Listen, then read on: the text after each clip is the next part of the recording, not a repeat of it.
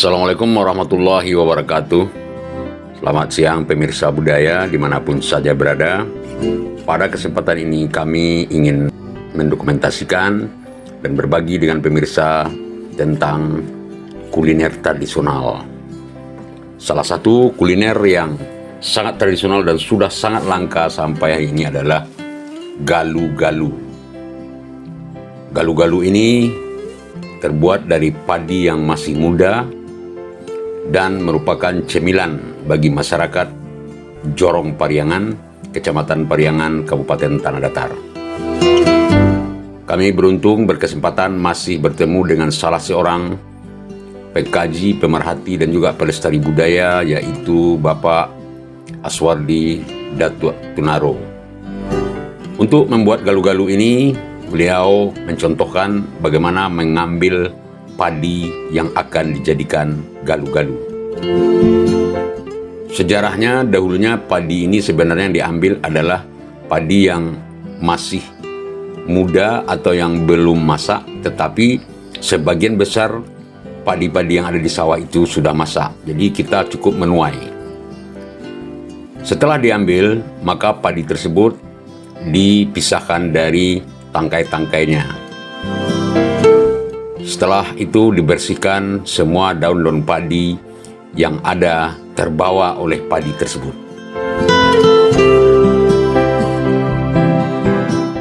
Dengan sangat teliti dan cekatan, Bapak Datuk Tunaro ini membersihkan setiap butir-butir padi yang ada di tangkai padi.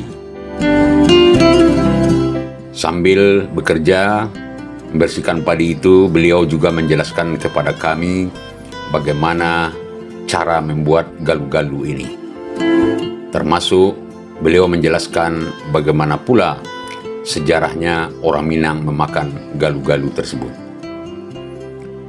Setelah semua padi itu terpisah dari tangkai dan daun, maka padi tersebut direndang, tetapi tidak memakai minyak atau air atau santan.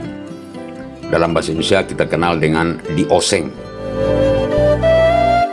Seperti pemirsa lihat pada wajan atau kuali ini, padi tersebut dimasukkan ke dalam kuali yang sudah panas dan dibolak-balik dengan sendok besi juga, sehingga mengeluarkan aroma yang sangat harum dan semerbak.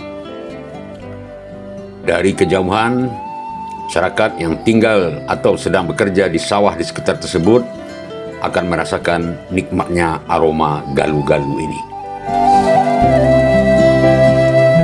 Kemudian untuk memastikan apakah sudah empuk atau sudah lunak, Bapak Datuk Tunaro mencoba 1-2 biji padi yang sudah dioseng tersebut. Setelah beberapa waktu, padi itu juga berubah warna dari hijau muda menjadi kuning kecoklatan. Kemudian disalin ke dalam sebuah piring besi untuk kemudian dibersihkan daun-daun yang masih tersisa.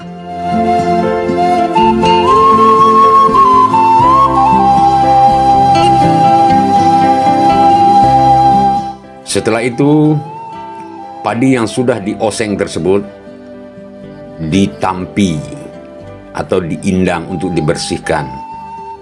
Kemudian dimasukkan ke dalam lesung dan ditumbuk sampai hancur dengan sebuah alu yang terbuat dari kayu yang cukup keras.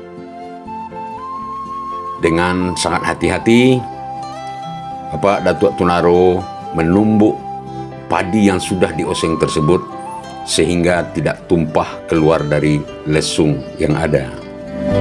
Pada zaman dahulu, masyarakat menumbuknya di lesung yang cukup besar yang ada di halaman rumah gadang atau di halaman rumah-rumah penduduk. Sehingga areal atau tempat untuk menumbuknya cukup luas.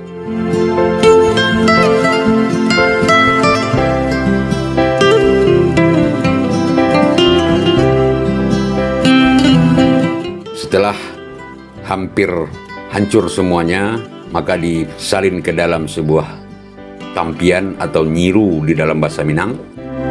Kemudian ditampi dengan hati-hati sehingga kulit-kulit padi dan daun-daun halus yang masih tersisa terbuang.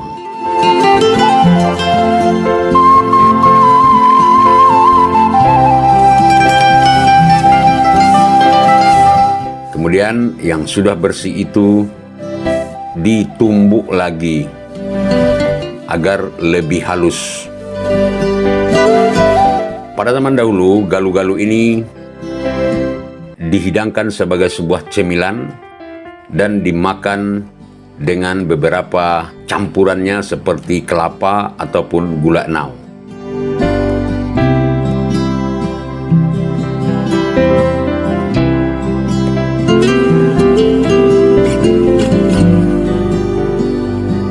Menurut sejarah, galuh-galuh ini diambil atau dibuat untuk menahan lapar sebelum nasi masak.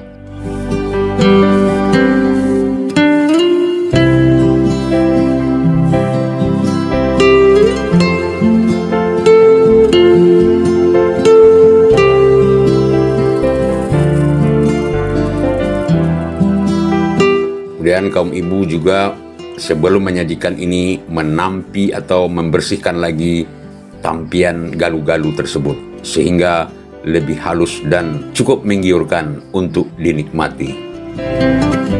Dengan sangat teliti, kaum ibu memilih bagian-bagian padi yang masih belum hancur atau yang masih ada bulu-bulunya.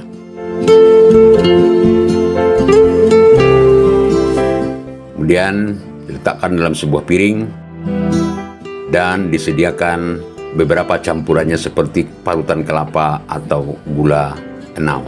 Demikian pemirsa dari Negari Pariangan Jurnal Minang melaporkan.